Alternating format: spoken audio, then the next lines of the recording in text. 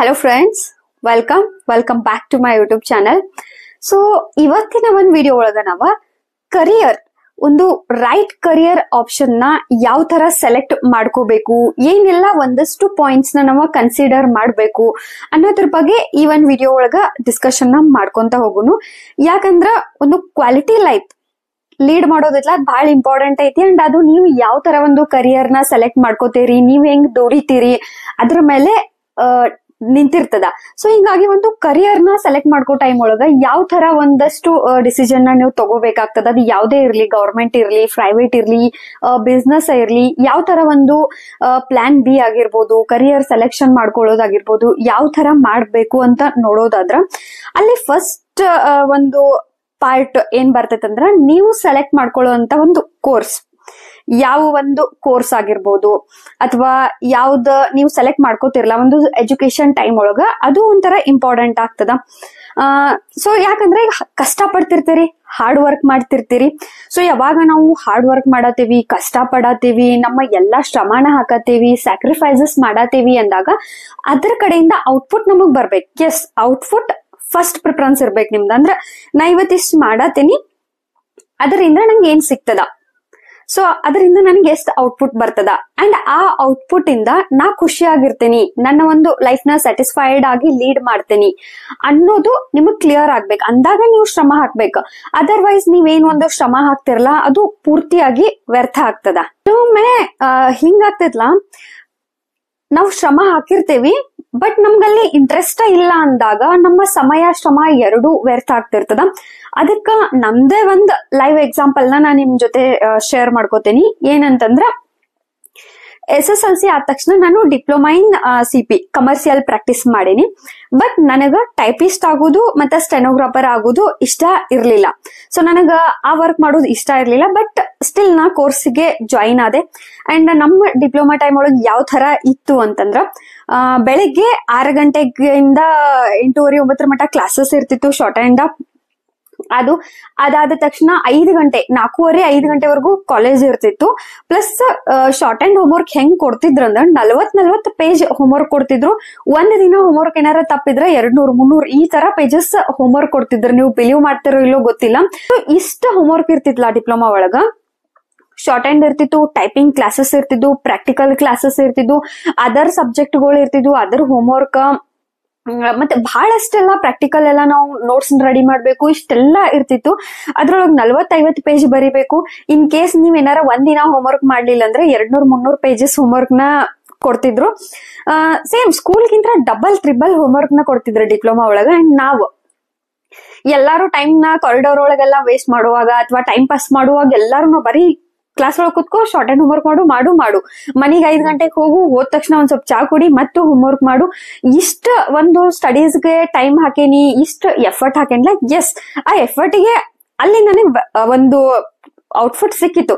ಇವಾಗ ನನ್ marks card ನಿಮ್ಗೆ ಯಾವಾಗಾರ ಒಂದ್ಸಲ ತೋರಿಸ್ತೇನೆ. ನಾನು ಆಲ್ಮೋಸ್ಟ್ ಶಾರ್ಟ್ ಹ್ಯಾಂಡ್ ಎಲ್ಲ 96, ಫಿನಾನ್ಷಿಯಲ್ ಅಕೌಂಟಿಂಗ್ 97, ಈ ತರ ಎಲ್ಲಾ ಡಿಸ್ಟಿಂಕ್ಷನ್ಸ್ ಒಳಗನ ಕ್ಲಿಯರ್ ಆಯ್ತು. ಯಾವ್ದೇ ರೀತಿ ಬ್ಯಾಕ್ಲಾಗ್ ಉಳಿಲಿಲ್ಲ, ಎಲ್ಲ ಬೆಸ್ಟ್ ನ ಸ್ಕೋರ್ ಬಂದು. ಬಟ್ ಅಲ್ಲಿ ನಾನು ಹಾರ್ಡ್ ವರ್ಕ್ ಮಾಡಿದೆ, ಡಿಸ್ಟಿಂಕ್ಷನ್ಸ್ ಮಾಡಿದೆ, 97 98 ಅಂಕಗಳನ್ನ ತಗೊಂಡೆ. ಬಟ್ ಅದ್ರ ಉಪಯೋಗ ಏನಾಯ್ತು, ಅದರಿಂದ ಏನ್ ಔಟ್ಪುಟ್ ಬಂತು? ನಥಿಂಗ್.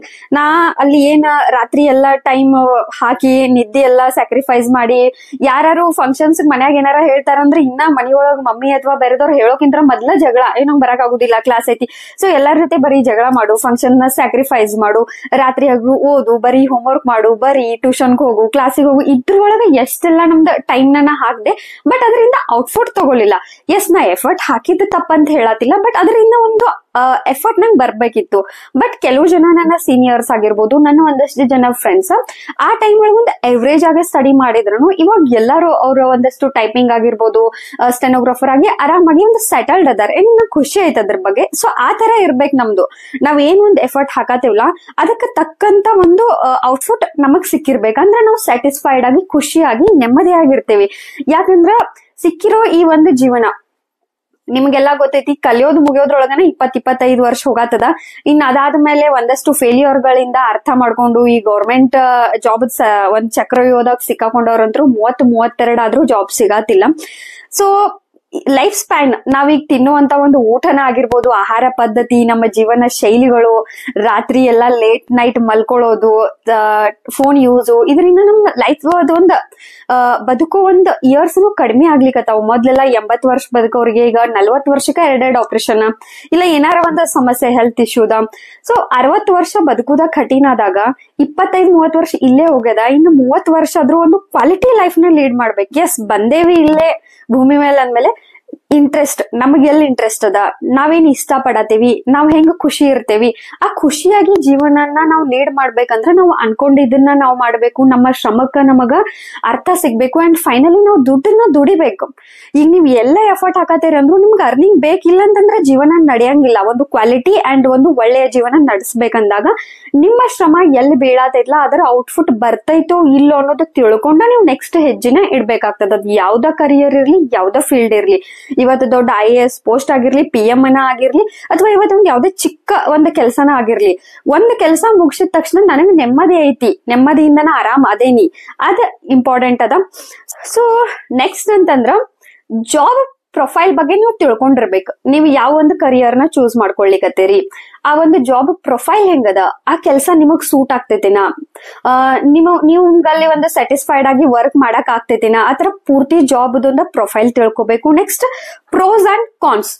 ಯಾವ್ದೇ ಹುದ್ದೆ ಇರ್ಲಿ, ಯಾವ್ದೇ ಕೆಲಸ ಇರ್ಲಿ, ಯಾವ್ದೇ ವಿಷಯ ಇರ್ಲಿ, ಪಾಸಿಟಿವ್ ಇರ್ತದ, ನೆಗೆಟಿವ್ ಇರ್ತದ, ಅದನ್ನ ಕ್ಲಿಯರ್ ಆಗಿ ಅರ್ಥ ಮಾಡ್ಕೋಬೇಕು. ನೀವು ಬರೀ ಒಂದು ಮೋಟಿವೇಶನ್ ಆಗೋದು ಅಥವಾ ಆ ಒಂದು ಪಾಸಿಟಿವ್ ಕಾನ್ಸ್ ಬಗ್ಗೆ ಅಷ್ಟ ಫೋಕಸ್ ಮಾಡಿ ಸಡನ್ ನಮ್ಗೆ ಅದನ್ನ ಪ್ರಿಪೇರ್ ಆಗೋದು ಅಥವಾ ಆ ಕಡೆ ವಾಲೋದು ಮಾಡ್ರೆ ತಪ್ಪಾಗ್ತದ. ಸೊ 2 ಆಯಾಮದೊಳಗ್ ತಿಳ್ಕೊಬೇಕು. ಎಸ್, ಈ ಒಂದು ಹುದ್ದೆಗೆ ನಾವು ಹೋದ್ರೆ ನಂಗೆ ಇಷ್ಟೆಲ್ಲ ಖುಷಿ ಫೆಸಿಲಿಟಿ ಸಿಗ್ತಾವ, ಬಟ್ ಇಷ್ಟೆಲ್ಲ ನಾ ಸ್ಯಾಕ್ರಿಫೈಸ್ ಮಾಡ್ಬೇಕು, ಇಷ್ಟೆಲ್ಲ ನಾ ಕಷ್ಟ ಪಡ್ಬೇಕು, ಇದಕ್ ನಾ ಸ್ವತಃ ರೆಡಿ ಅದೇನಿನ, ಇದು ನನ್ನಿಂದ ಪಾಸಿಬಲ್ ಐತಿನಾ. ಈಗ ಫಾರ್ ಎಕ್ಸಾಂಪಲ್ ಹೇಳೋದಂದ್ರೆ ನಿಮಗೆ ಒಟ್ಟ ನಿಮ್ಮ ದೇಶ ಬಿಟ್ಟು ಬೇರೆ ದೇಶಕ್ಕೆ ಒಟ್ಟ ಹೋಗುದೇ ಇಲ್ಲ, ಒಟ್ಟ ನಿಮ್ದು ಥಾಟ್ದಾಗಿಲ್ಲ, ನಿಮ್ ಇಂಟ್ರೆಸ್ಟ್ ಇಲ್ಲ, ನಿಮ್ ಮನ್ಸೇ ಇಲ್ಲ, ಬಟ್ ಹೋಗಿ IFS ಆಫೀಸರ್ ಆದ್ರಿ ಅಂದ್ರ ಅದ್ ಹೆಂಗ? ಅವಾಗ ನೀವು ಒಂದು ಜಾಬ್ ಸಿಗ್ತದ, ಫೆಸಿಲಿಟಿ ಸಿಗ್ತದ, ಬಟ್ ಖುಷಿ, ನೆಮ್ಮದಿ, ಒಂದು ಕ್ವಾಲಿಟಿ ಆಫ್ ಲೈಫ್ ಸಿಗ್ತದ? ಇಲ್ಲ. ಸೊ ಆತರ ಪ್ರತಿಯೊಂದನ್ನು ನೀವು ಫೋಕಸ್ ಮಾಡ್ಕೋಬೇಕು. ಅದಕ್ಕ ಸಲುವಾಗಿ ನಾ ಈಗ ಏನ್ ಮಾಡ್ಲಿಕ್ಕತ್ತೀನಿ ಅಂದ್ರೆ real life of IAS officer ಅಂತ ಒಂದು ವಿಡಿಯೋ ಮಾಡೇನಿ. ನೆಕ್ಸ್ಟ್ ರಿಯಲ್ ಆಗಿ ಯಾವ ತರ ಟ್ರೈನಿಂಗ್ ಇರ್ತದ, ರಿಯಲ್ ಆಗಿ IPS ಒಂದು ಲೈಫ್ ಹೆಂಗಿರ್ತದ, ಈ ತರ ಒಂದು ಎಸ್ ಒಂದಷ್ಟು ರಿಯಾಲಿಟಿ ವಿಡಿಯೋಸ್ ಕಹಿನೂ ಅನಿಸ್ಬಹುದು, ನಿಮಗ ಕಷ್ಟನೂ ಅನಿಸ್ಬಹುದು, ಬಟ್ 2 ಒಂದ್ ಆಯಾಮದೊಳಗ ನಾನು ವಿಡಿಯೋಸ್ ನ ಮಾಡಕ್ ಟ್ರೈ ಮಾಡ್ತೇನೆ. ಸೊ ನಿಮ್ಗ ಮುಂದೆ ಹೆಲ್ಪ್ ಆಗ್ಬಹುದು ಅನ್ನೋ ಒಂದ್ ಕಾರಣಕ್ಕ. ಸೊ ನೆಕ್ಸ್ಟ್ ಅಂತಂದ್ರ ಯಾವ್ದೋ ಕೋರ್ಸ್ ಸೆಲೆಕ್ಟ್ ಮಾಡುವಾಗ, ಯಾವ್ದೇ ಜಾಬ್ ಮಾಡುವಾಗ ಬೆಸ್ಟ್ ಫ್ರೆಂಡ್ ಮೇಲೆ ಡಿಪೆಂಡ್ ಆಗಿರ್ತೇವೆ ಒಮ್ಮೊಮ್ಮೆ. ನನ್ ಬೆಸ್ಟ್ ಫ್ರೆಂಡ್ ಅದ ಕಾಲೇಜ್ ಹೊಂಟಾನು, ನಾನು ಅಲ್ಲೇ ಹೋಗ್ತೇನೆ, ಅದ ಕೋರ್ಸ್ ಮಾಡ್ತೇನಿ. IAS ಗೆ ಒಬ್ರು ನನ್ ಫ್ರೆಂಡ್ ಪ್ರಿಪೇರ್ ಆಗತ್ತಾರು, ಸೊ ಅವ್ರ ಜೊತೆ ನಾನು ಪ್ರಿಪೇರ್ ಆಗಕತ್ರ ನಾವು ಶೇರಿಂಗ್ ಒಳಗ್ ಸ್ಟಡಿ ಮಾಡ್ಬೋದು, ನಮಗ್ ಹೆಲ್ಪ್ ಆಗ್ತದ. ನೋ, ಆ ತಪ್ಪನ್ನು ಮಾಡ್ಬೇಡ್ರಿ. ಅಂಡ್ ಫ್ಯಾಮಿಲಿ ಪ್ರೆಷರ್ ಆಗಿರ್ಬೋದು, ಈ ಯಾವುದೇ ಕಾರಣಗಳಿಂದ ನೀವು ಕರಿಯರ್ ನ ಸೆಲೆಕ್ಟ್ ಮಾಡ್ಕೊಳಿಕ್ ಹೋಗ್ಬೇಡ್ರಿ. ಸೊ ನಿಮ್ಮ ಸ್ವತಃ ಇಂಟ್ರೆಸ್ಟ್ ಇರ್ಬೇಕು, ಅಲ್ಲಿ ಬರೋ ಪ್ರತಿಯೊಂದು ಕಠಿಣತೆಗಳನ್ನ ಫೇಸ್ ಮಾಡೋ ಧೈರ್ಯ ನಿಮಗಿರ್ಬೇಕು, ಅಂಡ್ ಚಾಲೆಂಜ್ ಅನ್ನ ಫೇಸ್ ಮಾಡಕ್ ನೀವು ರೆಡಿ ಇರ್ಬೇಕು. ಸೋಲುಗಳಿಂದ ಕಲಿಯಾಕ್ ರೆಡಿ ಇರ್ಬೇಕು ನೀವು. ಯಾಕಂದ್ರೆ ಯಾವ್ದೇ ಫೀಲ್ಡ್ ಇರ್ಲಿ ಅಲ್ಲಿ ಹಾರ್ಡ್ ವರ್ಕ್ ಬೇಕು, ಅಂಡ್ ಸೋಲನ್ನ ಮೆಟ್ಟಿ ನಿಲ್ಲೋ ಶಕ್ತಿ ನಿಮಗ್ ಬೇಕಾಗ್ತದ. ಈಗ DV ಗುಂಡಪ್ಪನವ್ರು ಒಂದು ಸೆಂಟೆನ್ಸ್ ಹೇಳ್ಯಾರ, ಏನಂದ್ರ ಯಾವ್ದೇ ಕೆಲಸದೊಳಗ ನೀವು ಜಯಶಾಲಿ ಆಗ್ಬೇಕಂದ್ರ ದೈವ ಕೃಪೆ ಇರ್ಬೇಕು. ಆ ದೈವ ಕೃಪೆ ನಿಮಗ್ ಬರ್ಬೇಕಂದ್ರ ಕಠಿಣವಾದಂತ ಪರಿಶ್ರಮ ನೀವು ಮಾಡ್ಬೇಕು ಅಂತ ಹೇಳಿ. ಸೊ ಒಂದು ಕಠಿಣ ಪರಿಶ್ರಮ ಮಾಡ್ಬೇಕು. ಅಂಡ್ ಕೆಲವು ಸಲ ಏನಾಗ್ತೈತೆ ಅಂದ್ರೆ ನೀವು ಎಷ್ಟು ಶ್ರಮ ಪಟ್ಟಿರ್ತೀರಿ, ನೀವು ಪರ್ಫೆಕ್ಟ್ ಇರ್ತೀರಿ, ಬಟ್ ಸ್ಟಿಲ್ ನೀವು ಸೋಲ್ತೀರಿ. ಅವಾಗನು ನೀವು ಎದ್ದು ನಿಲ್ಲೋ ಒಂದ ಸಾಹಸ ತೋರಿಸ್ಬೇಕಾ, ಕ್ವಾಲಿಟೀಸ್ ಎಲ್ಲ ನೀವು ಫೋಕಸ್ ಮಾಡ್ಬೇಕು. ಯಾಕಂದ್ರ ಗುರಿ ಎಷ್ಟೆಷ್ಟು ಹೈಟ್ ಆಗ್ತಾ ಹೋಗ್ತಾವಲ್ಲ, ಎಷ್ಟು ದೊಡ್ಡ ದೊಡ್ಡ ಕನಸುಗಳನ್ನ ನೀವು ಕಾಣ್ತಿರಲ್ಲ, ನಿಮ್ಮ ಒಂದು ಸಮಸ್ಯೆಗಳು, ಚಾಲೆಂಜಸ್ ಅನ್ನು ಅಷ್ಟ ಹೈಟ್ ಆಗ್ತಾ ಹೋಗ್ತಾವ, ಅಷ್ಟ ಎತ್ತರವಾಗ್ತಾ ಹೋಗ್ತಾವ. ಸೊ ಫೇಸ್ ಮಾಡಕ ರೆಡಿ ಇರ್ಬೇಕು.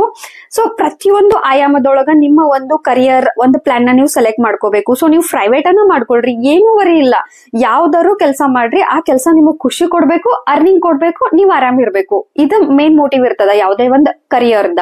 ಸೊ ಫಸ್ಟ್ ಪಾಯಿಂಟ್ ಏನ್ ಮಾಡ್ಬೇಕು, ಒಂದು ಕೋರ್ಸ್ ನ ನೀವು ಸೆಲೆಕ್ಟ್ ಮಾಡುವಾಗ ಫೋಕಸ್ ಮಾಡ್ಬೇಕು. ಎಸ್, ನಾ ಸೈನ್ಸ್ ಸ್ಟ್ರೀಮಿಗೆ ಹೋದ್ರೆ ಇಷ್ಟೆಲ್ಲಾ ಮಾಡ್ಬೋದು, ಆರ್ಟ್ಸ್ ಹೋದ್ರೆ ಇಷ್ಟೆಲ್ಲ ಪೋಸ್ಟ್ ಅದಾವ್, ನಂಗೆ ಟೀಚಿಂಗ್ ಆಗಿರ್ಬೋದು, ಇದೆಲ್ಲ ಈ ತರ ಸೆಲೆಕ್ಟ್ ಮಾಡ್ಕೋಬೇಕು ನೀವು. ಡಿಪ್ಲೊಮಾ ಹೋದ್ರೆ ಏನೇನ್ ಮಾಡಬಲ್ಲೆ, ಸೊ ಎಲ್ಲಾನು ಫಸ್ಟ್ ಅರ್ಥ ಮಾಡ್ಕೊಳ್ರಿ. ಇನ್ನ ಗೌರ್ಮೆಂಟ್ ಜಾಬಿಗೆ ಹೋಗುವಂತ ವಿದ್ಯಾರ್ಥಿಗಳು ಯಾರೆಲ್ಲ ಅದಿರಲ್ಲ, ಅದು ಸೆಂಟ್ರಲ್ ಗೌರ್ಮೆಂಟ್ ಅನ್ನ ಇರ್ಲಿ, ಸ್ಟೇಟ್ ಗೌರ್ಮೆಂಟ್ ಅನ್ನ ಇರ್ಲಿ, ನಿಮಗ ಆನೆಸ್ಟ್ ಆಗಿ ಹೇಳೋದೇನಂತಂದ್ರೆ ದಯವಿಟ್ಟು ಒಂದು ಪ್ಲಾನ್ ಬಿ ಇರ್ಲಿ. ನೀವೇನ್ ಕಲ್ತಿರ್ದಿರಲ್ಲ ಅದ್ರ ಜೊತೆ ಒಂದು ಪ್ರೈವೇಟ್ ಒಳಗೆ ಎಕ್ಸ್ಪೀರಿಯನ್ಸ್ ನ ಇಟ್ಕೊಂಡಿರಿ, ಅಥವಾ ನೆಕ್ಸ್ಟ್ ಇದಾಗ್ಲಿಲ್ಲ ಅಂದಾಗ ಒಂದು ಬಿಸ್ನೆಸ್ ಪ್ಲಾನ್ ಆಗಿರ್ಬೋದು, ಸ್ಟಾರ್ಟ್ಅಪ್ ಪ್ಲಾನ್ ಆಗಿರ್ಬೋದು, ಇದ್ರ ಜೊತೆನ ಗೌರ್ಮೆಂಟ್ ಒಂದು ಪ್ರಿಪರೇಷನ್ ನ ಮಾಡ್ರಿ. ಅಂಡ್ ನೆಕ್ಸ್ಟ್ ಬಿಸ್ನೆಸ್ ಆಗಿರ್ಬೋದು, ಇವಾಗ ಸಾಕಷ್ಟು ಸ್ಟಾರ್ಟ್ಅಪ್ ಗಳಿಗೆಲ್ಲ ವ್ಯಾಲ್ಯೂ ಅದ, ಒಂದು ಗವರ್ಮೆಂಟ್ ಇಂದ ಹೆಲ್ಪ್ ಅನ್ನು ಐತಿ. ಸೊ ನಿಮ್ಮ ಒಂದು ಇನೋವೇಟಿವ್ ಐಡಿಯಾಸ್ ನೀವು ಬಿಸ್ನೆಸ್ ಅನ್ನು ಮಾಡಬಹುದು. ಸೊ ಈ ತರ ಯಾವ್ದು ನಿಮಗ್ ಸೂಟ್ ಆಗ್ತದ, ನಿಮ್ಮ ಇಂಟ್ರೆಸ್ಟ್ ಎಲ್ಲದ, ನಿಮ್ಮ ನಾಲೆಜ್ ಎಲ್ಲದ, ಅದ್ ಮೇನ್ ಇಂಪಾರ್ಟೆಂಟ್ ಅದ. ಯಾಕಂದ್ರ ನಿಮ್ಮ ಇಂಟ್ರೆಸ್ಟ್ ಎಲ್ಲ ಇರ್ತೈತಲ್ಲ, ಅಲ್ಲಿ ನೀವು ತಪ್ಪು ಮಾಡ್ರು ಮತ್ತೆ ಎದ್ ನಿಲ್ತೀರಿ. ಅಂಡ್ ಲಾಸ್ ಆದ್ರೂ ಮತ್ತೆ ನೀವು ಎಸ್ ಇಲ್ಲ ನಾ ಇನ್ನೊಂದು ವೇ ಒಳಗೆ ಇದನ್ನ ಥಿಂಕ್ ಮಾಡ್ರೆ ಚೇಂಜ್ ಮಾಡ್ತೇನಿ ಅನ್ನೋ ಒಂದು ಕಾನ್ಫಿಡೆನ್ಸ್ ನಿಮ್ಮ ಒಳಗೆ ಇರ್ತದ. ಸೊ ಈ ಎಲ್ಲಾ ಒಂದಷ್ಟು ಪಾಯಿಂಟ್ಸ್ ನ ಕನ್ಸಿಡರ್ ಮಾಡ್ಕೊಂಡ ನಿಮ್ಮ ಒಂದು ಕರಿಯರ್ ಪ್ಲಾನಿಂಗ್ ನ ಮಾಡ್ಕೊಂಡ್ರೆ ಬೆಸ್ಟ್ ಇರ್ತದ. ಐ ಹೋಪ್ ಈ ಒಂದು ಸಣ್ಣ ವಿಡಿಯೋ ನಿಮ್ಗೆ ಯೂಸ್ಫುಲ್ ಆಗೈತೆ ಅನ್ಕೋತೇನಿ. ಇದೇ ತರ ನೆಕ್ಸ್ಟ್ ಒಂದು ಇಂಪಾರ್ಟೆಂಟ್ ಕಂಟೆಂಟ್ ಜೊತೆ ಸಿಗ್ತೇನೆ. Thank you.